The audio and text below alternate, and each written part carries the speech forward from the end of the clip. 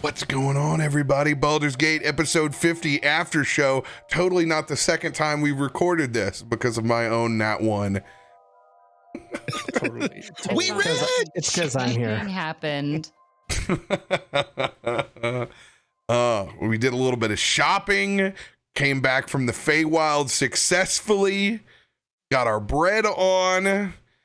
Lots of bread. Hey, man, there's some good bread up here in Upper Oh City, my man. God. Get That was big. amazing. These are all the important things. And, on the way there, Asher internalizing the trip to hell a little bit harder than the rest of us. We don't know he threw a nat 1. We just got to fight our way between planes. This is what we do. And Asher holding that above his head that he's may have let his friends down, and that pressure. We don't know those deals. We don't know this internal struggle that you went through. You've literally gone through a much stronger hell than us. For us, it's just another fight. For you, it's potential family and not living up to your own standards. Yeah. I mean, it was, that was kind of like my thought after everything was done. Like, I think Asher was like, I mean, he's proud that he stood up and was like, no, I'm not going to take this deal, this shitty thing that you're trying to force and coerce me into doing. But at the same time, the words he said didn't, he didn't completely ignore them, because he does feel like this is his fault, and he almost got his entire group, his new family, his new friends killed.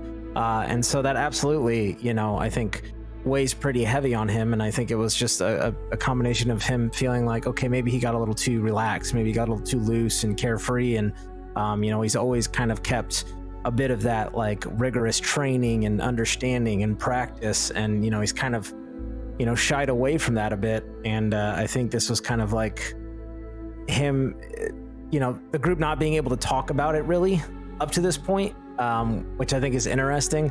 And so Asher, of course, is like, kind of off-putting and wants to be by himself, and is like kind of working through things in his head. And I kind of thought at the end, I was like, no, I think Asher doesn't want to be in a room with everyone.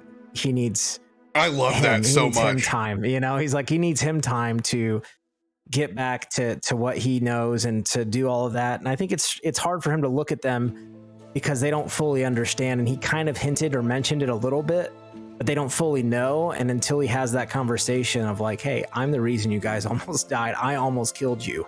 Like, yeah, they didn't want to have anything of it. They're ready to go shop, spend money. Yeah. They were just like, hey, Jin's high and annoying as fuck to you. Oh man, yeah. It was rough. It was Jin was pushing my buttons, and I was like, oh man, if I had some spell levels, if I had some spell slots left.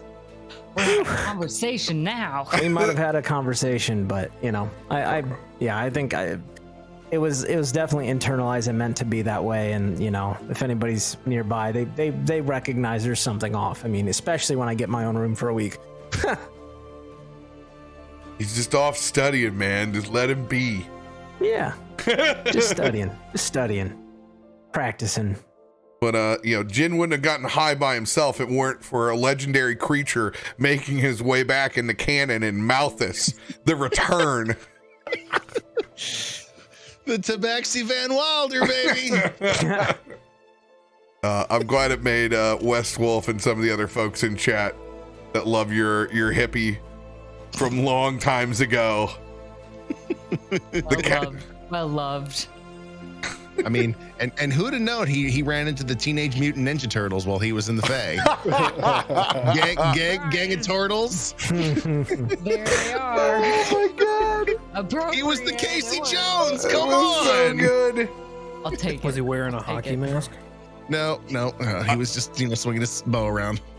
I love the canon that since Malthus is from the Fae and those adventures that you've somehow found that portal in the Fern and Folly Society and have gotten hooked up with one of them to open up a bakery in the Upper Side. You had an all forage pop-up brewery in the Fae that they just loved. Yes. Yes.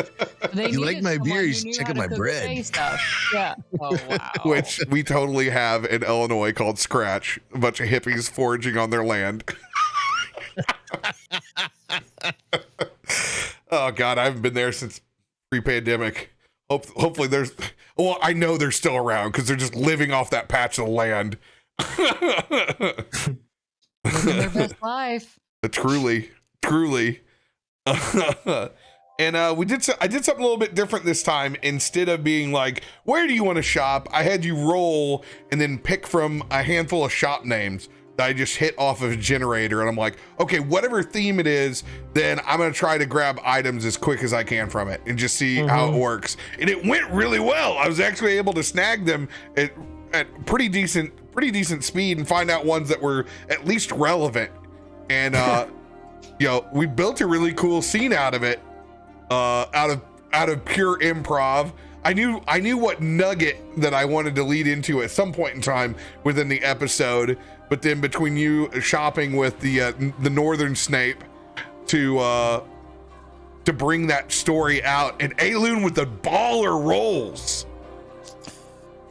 I think that one comment you made was the best, where it was like, yeah, I had my mark, but like, I was like, oh, that's good. That's clever. That's on your feet thinking. Yeah, that was real good. Earned it, man.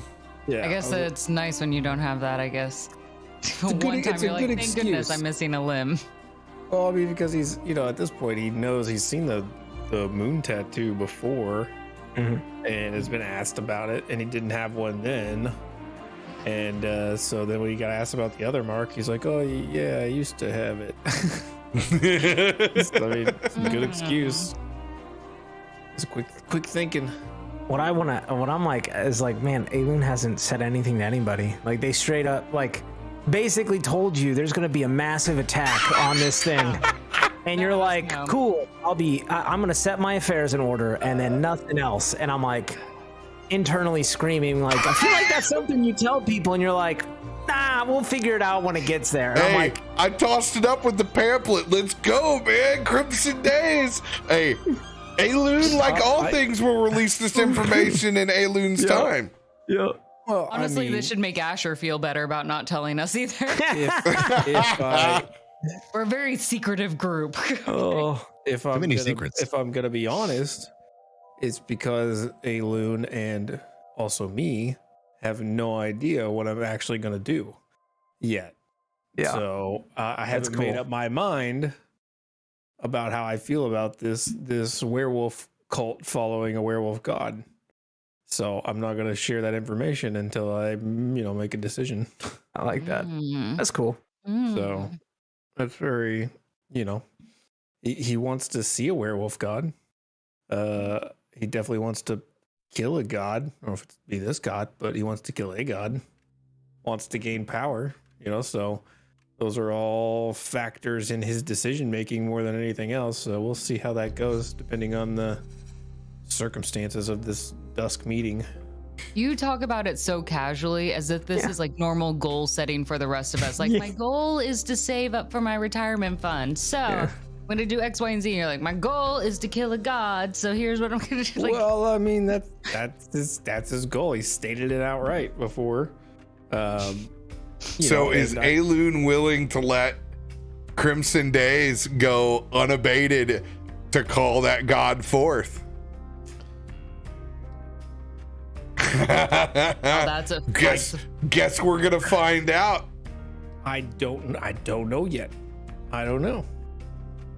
He definitely is looking for opportunities to gain power and to, become the strongest and beat the strongest. I don't know. And if he's unable to do that, he definitely responds to power or the prospect of power. So we'll see what he decides. That's the tattoo that he's doing, might be a way in, might be something more serious. We'll see. There. Oh, I got an uncle. We want to deal with. I got an uncle. This time The eyes seem to follow you back, Asher, as you made your way back to your private I totally room. missed that. I thought I saw it too. And like, I thought you'd mentioned that, and I was like, oh, cool. It would be a nice piece, you know, tuck the picture away. Like, fuck that. Like, and you're like, no, you didn't see those. I'm like, oh, well, there, yep, put that back up. I was like, this is fine. I like this picture. But then the item at the end, ooh, that's interesting. I don't, I mean, we're in the lore draw, or the, you know, let's honesty hour here. I don't know if I'm ever going to use that, because I don't. That seems like it's straight from Uncle Shit Fuck, and I don't think I'm Uncle Shit Fuck. Yeah, that's how I describe that POS. Right? Yeah, that's how I describe that POS. I mean, that like shows up, and it's like clearly like a nod to my parents, I think. I don't know, but like I'm like, okay, this shows up right after all of that. I'm like, yeah. Am I ever gonna even? I'm thinking about throwing that in the river. Like I'm like, like there's some sentimental familiarity, but like I'm also like, what game are you playing at? What if it is, and you end up Yeah, I don't know. That's either way, like it's gonna fuck you up. I gotta think about it, because you know I gotta figure out how I want to play that. Your uncle. That's not normal. Yeah, well, yeah. I mean, and that's like, who else would give me that? You know, right after that, and it's like, oh, here's both of you, you know, like type of thing. You know, I don't know. I'm like, ugh, it's a cool item the way you described it, but I'm also like, ugh, I don't know if Asher's down for that, like, because I already know one of the items I'm specifically looking for. That, you know, yeah, we'll get to, but wow. All leading up to that final mark that was cast on Aelun that have led this pack to go and investigate. They're gonna see me doodling on my arm. This is going to be playing in the background. You'll have gotten done with your prison tat at that point. This is going to be you asleep. So you've already done your tatting. I'm just dripping blood all over from the rafters. I pushed the needle a little too deep. I'm not gonna lie to you. There was a small part of me that's like, you could use your blood, but then I'm like, no, he would actually do that. So I didn't. I was like, well, you could use your blood. I mean, it's like, a mixture of both. Like, he's an amateur artist. Like, it's. I was going to just, like, you know, find something to make a tattoo with, but I just thought it'd be so much funnier to tell Asher I was going to try to learn to read, and then use the ink, just like toss the book over my shoulder. Yeah. And like on a different time, Asher would have been like, "Oh, that's great. Come in. Let's start now." Like, and I would have, but I was like, "Okay, sure. Here's a quill. Here's this old ink I have, because I don't really use ink anymore because I have this fantastic Fey tattoo that allows me to write everything magically." And then I was like, "Here's a child's book that I've had for like that absolutely holds sentimental value to me." But I'm like, these are easy, small words that you can understand. Like, here, take this and just copy what you see and get the fuck out. Like, I just like that you were so done with the entire group that you didn't even bother to like roll a deception check or challenge it when I'm just obviously lying to you. So that was just like, just leave. Yeah. Like, I don't care what you're doing with it. So we're gonna knock out all those items and clear your sheets off on DMs and get you guys some goodies, and then we'll do I'll have 2 tables ready for Josiah and Gitzi to roll on stream, so the item I drops on streams for everyone to see. The big ones. The big ones. You're gonna make me search for some crazy shit. Look at all the legendary markings I have from these books I have. That's all right. That's all right. It'll be fun. But that's going to end it for the after show.